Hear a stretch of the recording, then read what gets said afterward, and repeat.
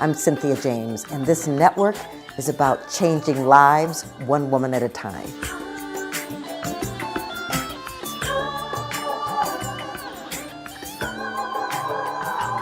So welcome to Women Awakening. I'm your host, Cynthia James, and I'm really excited because I get the opportunity to introduce you to extraordinary women that are making a difference on this planet, women that are change makers and way showers. And I believe that this is a time for women emerging, that we are coming into the full expression of who we have come here to be.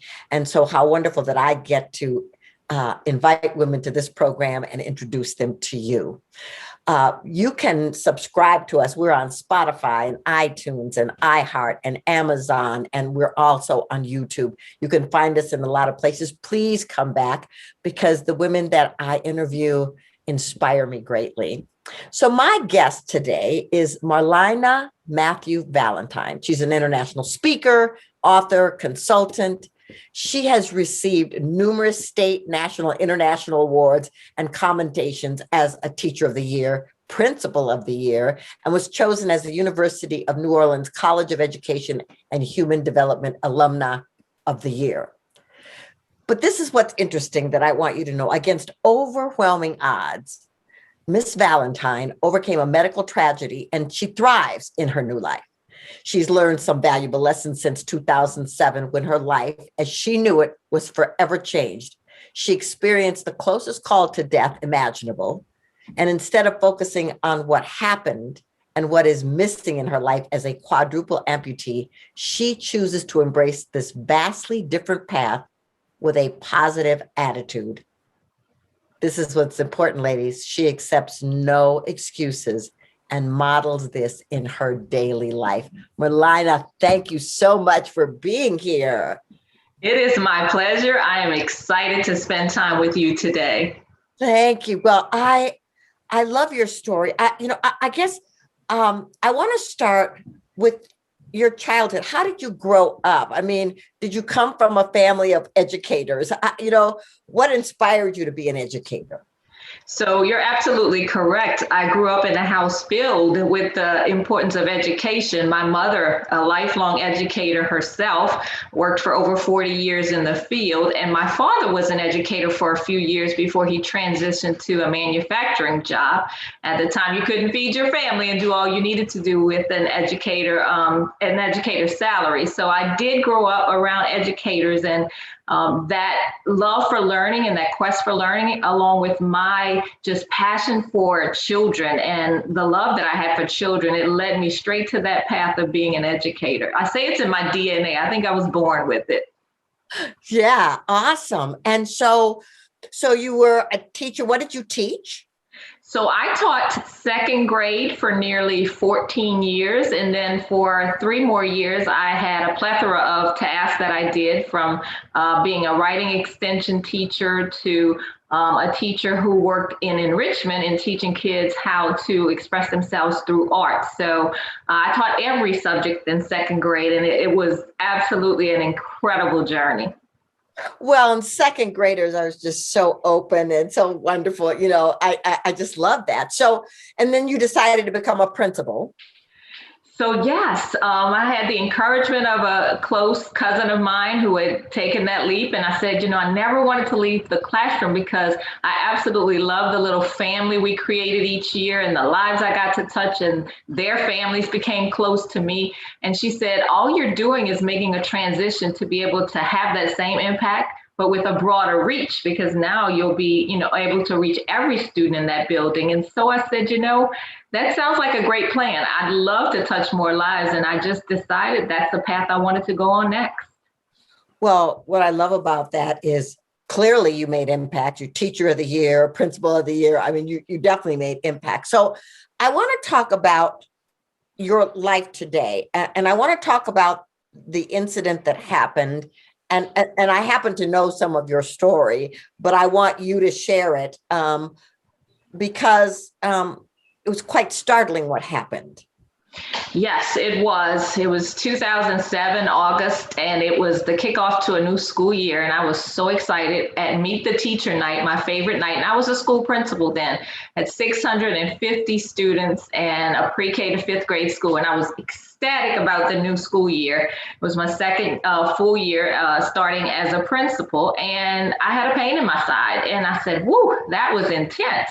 And so I sought medical care the following day because I said, this is Tuesday and Wednesday is the first day of school. I can't miss that.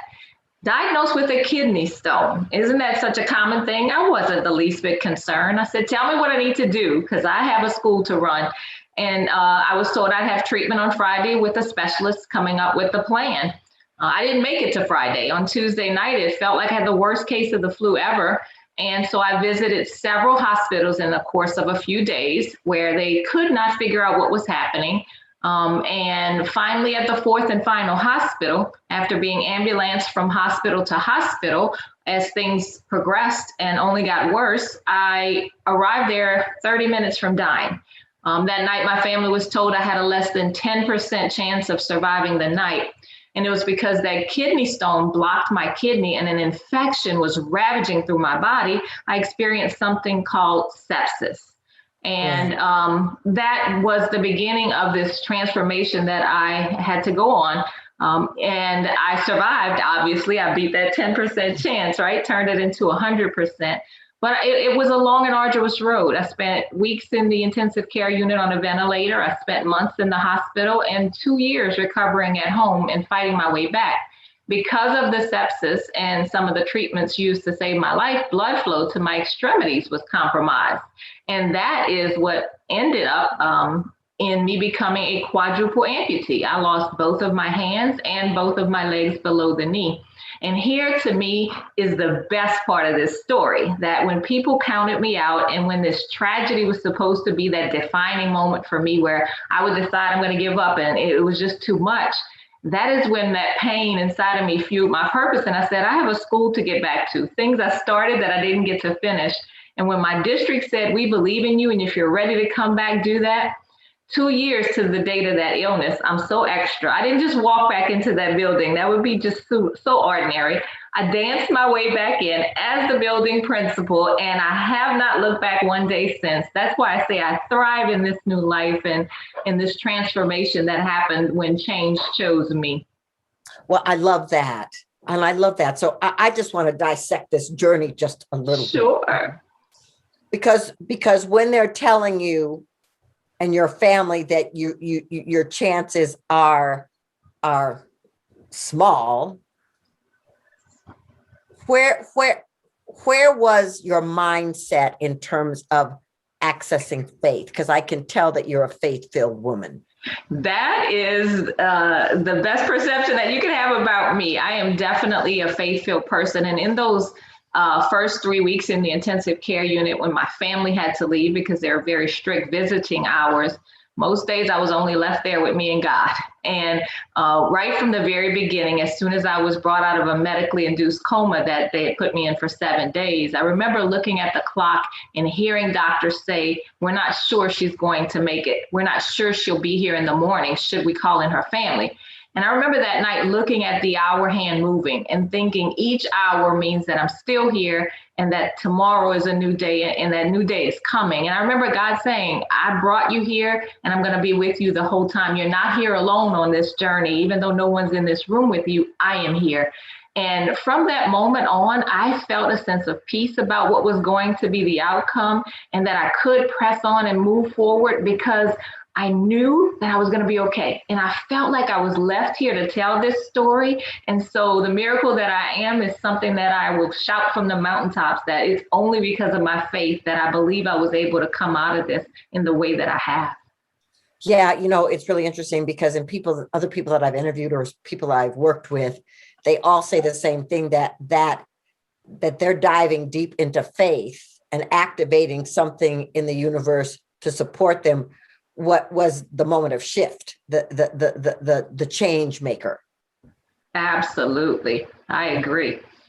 So, okay. So, all right. So now 2 years and, I'm assuming that you got prosthetics, right? And So I need to know, what was that journey like? You know, when I was at Mile High, Amy Purdy, who, right, you know who she is. She danced up Yes, there. I follow her, of course. Yes, and she really talked about this journey, but I think people don't really understand. It's not that they just come in and say, "Oh, here, put this on," and then everything's all rosy. Absolutely not. And so for me, my legs were amputated first, and I was excited about that and felt like it was the next step needed on this journey because I'd been horizontal for nearly 2 years. And so I was ready to stand upright and to get moving forward. And I put on those legs, and I expected, just as you said, that I would just start taking steps and go on my journey. But the first time I stood up, I could only stand for 3 seconds because my body's stamina and the blood flow rushed to my head. And so I was a little discouraged on that first time standing because I thought, is this going to be what it's like? How long will this take? But each day, my physical therapist was a close friend, and he said, as much as you want to work and as much as it's medically okay, you can come in. So what I decided was I was going back to work in about 8 weeks. And I said, I've got to get on these legs and I've got to figure out how to use them and be steady on them because I'll be around little kids. And so I want to be safe. And so what I did is I had to put in the work. And so each day I would extend the time from 5 minutes of standing to 20 minutes and just kept going. It was definitely not an easy journey, but it was one that showed me that I had this strength inside of me I didn't know existed until I needed it. And so what I did was I started showing up to therapy 3 times a day so that I could rest and come back and rest and come back and build those muscles and things that had gone dormant in my body so that I could be prepared. And that's what I did. I put in the work, I worked out, I ate healthy, and I just said, I'm on this mission. So what I did was condense 6 months of therapy into 6 weeks so that I could be there to start the school year. And it was tough, but it was so worth it. Well, what I love about this is that your willingness to show up, your willingness to work hard, your willingness to put in the time and the energy. And I think some of the times the things that people don't understand is like, you can have a vision and you can have a dream, but you have to put energy into it. You have to be committed to it. And so bravo for you. I just think that it's such an extraordinary example. And you were so motivated to get back to that school on time to be with those children. I just think it's beautiful. I want to go to your love story. Absolutely. It's my favorite part of the story. So tell us. So when this all happened, I had been dating this amazing man named Valentine. And I met him on Valentine's Day. And so I thought, this might be some sign that this is something meant to be. And we've been dating for only a year when I became sick. And I remember when they removed the ventilator tube, the first thing that I asked him and shared with him was, I did not expect him to stay, and that if he needed to walk away, I was perfectly okay with that because this would be a lifelong commitment to being a caregiver because I didn't know how my life would turn out. I didn't know any amputees, and so this was new territory, and he didn't either. He looked at me and he just dismissed that right away. And he said, when I said I love you, I didn't say that I love you if you stayed exactly the same. I'm here. I'm not going anywhere. And, that was like the comfort that I needed to let me know that parts of my life were going to be put back together, even though everything had fallen apart. And so he did that. He left his home, which was an hour away from me, his family, his job, his career. And he said, you're getting back to your school and your passion means so much to you that I'm going to make sure I do what it takes to make that happen. That's what he did. So when I shared with him that he'd be doing hair and makeup, he was a little taken aback because he has a bald head on purpose because he didn't want to fool with hair. And he had no idea that I wore makeup because for that year we dated, he only met that representative, the one we put forward of the best version of ourselves. And so we struggled at first. I was Bozo the Clown for quite a few moments, with him trying to do my makeup. But thanks to YouTube videos and his desire to make sure that I look the best when I return to that job, we are where we are today. I have my own makeup artist and hairstylist for every occasion, for every day. And later on, 2 years, when I began walking, he proposed and he said, we're going to go down the aisle. And that's what we did. I was able to walk on those prosthetic legs and hold on to him with these prosthetic hands and marry the man who made me believe in fairy tales again. And we've been on this journey. We had our 10-year anniversary this year in April, and each day is like a new beginning, a gift I get to unwrap with him because of the love, the unconditional love that we have for each other. And I just try to show up every day as my best so that he knows he made a good decision and he hit the marriage lottery when he decided to stay with me. Well, that is such an inspiring, heartwarming story. And for any of you ladies out there who are thinking that that kind of love isn't possible, that bubble just got burst, didn't it? Right? Yes, it did. I mean, for him to give up everything and to come and to care for you in that way, but I also want to say, I really believe that that happened because of your level of consciousness and your level of faith and your level of light. I think so, because I think we were initially drawn to each other on a deeper level. As we had that very first conversation, we talked about things that I don't believe I talked about with anyone else for years. And right away, I knew he was a faithful person, raised in the church and constantly encouraging me to discover more about my faith before this all happened.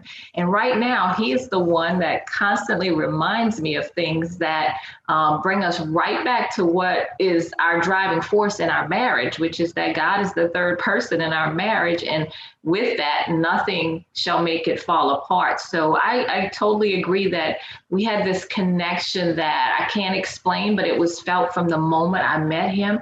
And then I learned his name was Valentine, and I thought he has to be someone filled with love. I'm going to steal that last name. And that's exactly what happened. Well, it's so beautiful. And by the way, when you talk to him, tell him bravo on the makeup and the hair. Just want to say. I surely will. So what's next? I mean, what's next for you? You got back to your school. What's unfolding now? So I returned, I worked hard. I had some tough days, just physically trying to figure out how to manage the tasks that principals are asked to do, but I stepped up, I showed up every day, and I had a supportive cast of my family and friends, as well as those people who were my colleagues and my students. If I dropped an ink pen, there were 20 kids right there to pick it up because they did not want me to have anything happen during the course of my day. And that's when I went on through my hard work and the efforts I put in to win Principal of the Year for our district and named one of the top 5 principals in the state of Louisiana, something that most people said would be impossible. They didn't expect me to even return to my job as a quadruple amputee, but I kept just showing up and showing them who I was and how I was going to be present every single day. About 4 years into that principalship, my new superintendent asked me to join her executive staff and become the executive director of elementary schools and supervise principals. And so that led me to another level in my career and something I wasn't expecting, did not desire, but I said, God called me to this and I'm going to just do what's being asked of me. And then 3 years after that, I retired and I made my 30 years as an educator. And I said, there's something else pulling at me, something just greater than me right now in this moment, that my message has a desire to be heard by people all over, and that I could be the reason people never give up hope. And that's when I decided I would use my voice and become a speaker. I'd already done some little things, but then it just started unfolding for me right before my eyes. And God was kicking in doors and saying, this is a space that I want you in. This is what I want you to do, to share your message. And so that's when I decided that would be the next part of this journey. So incredible. So I just feel like I've been bathed in a love language of some kind. I mean, it's Thank you. beautiful. And so I want, if people want to know your story, connect with you, how do they find you? Absolutely. So I am on every social media platform on Instagram and Facebook. You can search Merlyna Valentine. And on Twitter, of course, I am there, and my handle is Merlyna Inspires. And I have a website, and it is sherovalentine.net. So Shero, Shero, Valentine.net. That was given to me by someone I met while I was out speaking, who became a great friend and said, I am designing a website for you because I want your reach to be even greater. And since you are my Shero, that's what I'm going to name it. And so I said, I go with that. Not a problem. So they can find me there as well. I love it. Well, and I love your positive energy and positive outlook. And I really love the way in which you are willing to surrender to the energy and the flow of the divine that's operating as you. It's quite evident. I am always going to trust, because when I didn't know where this path was leading and why I was chosen for this very different path at 41 years old, to have your life turned upside down. And it was then that I was stood right side up. And I said, from here forward, I've got to trust and just go with the plan. That's all I can do. Yes, beautiful. So I ask each guest the same last question. So here it is. What do you feel is the one important thing women should remember about the importance of awakening? Okay. For me, this is what I think women should know, that it is difficult to get to the awakening or the enlightenment or the shift in consciousness that we all desire, if we're not mindful of the stories that we tell ourselves, the stories that we continue to repeat and replay in our mind. You see, often we play the story of fear and doubt and lack and unworthiness. And sometimes those become the main characters in our lives, and we don't get to discover who we really are and have that great awakening. And so I just say that we need to be mindful of that and to shift that perspective to thinking about and being deliberate about the stories that we replay in our mind. I think there are those stories of overcoming adversity and of beating the odds and of, just doing something even when we're afraid. Those are the stories that I know women have that they've done and experienced in life, but somehow those stay on mute sometimes.